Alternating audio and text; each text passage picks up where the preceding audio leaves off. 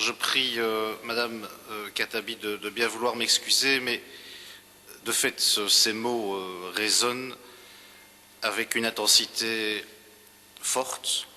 Et je voudrais juste demander à Monsieur le Premier ministre, à Monsieur Franken, s'il se souvient de ce que fut mai 1940 pour la région de Gembloux, à un moment où l'armée française et d'autres alliés cherchent à freiner l'avancée des panzers allemands et où sont engagés la première division marocaine, 3 régiments de tirailleurs marocains, 2 régiments de tirailleurs algériens, plusieurs régiments de tirailleurs africains.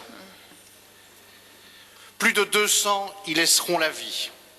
Au total, sur l'ensemble de la campagne mai-juin, plus de 2000 soldats marocains trouveront la mort pour l'indépendance de la Belgique, pour freiner l'offensive allemande.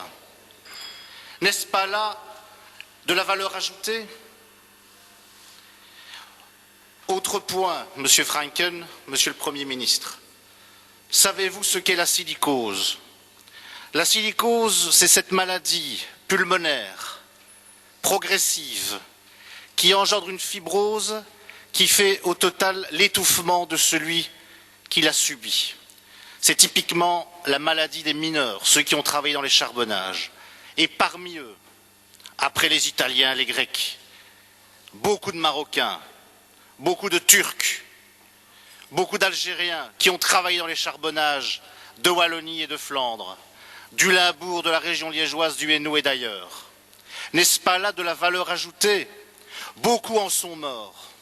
Et je voudrais qu'en cet instant important, où nous réfléchissons sur ce que sera demain la politique du gouvernement, sur des questions essentielles, et je vous en parle et je n'ai pas honte de vous le dire, je suis belge et fier de l'être, fils d'un père issu de l'immigration marocaine.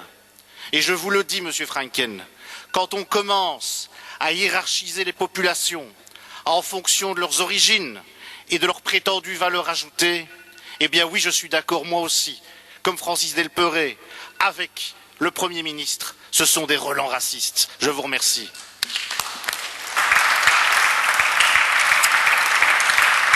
Madame Khattabi.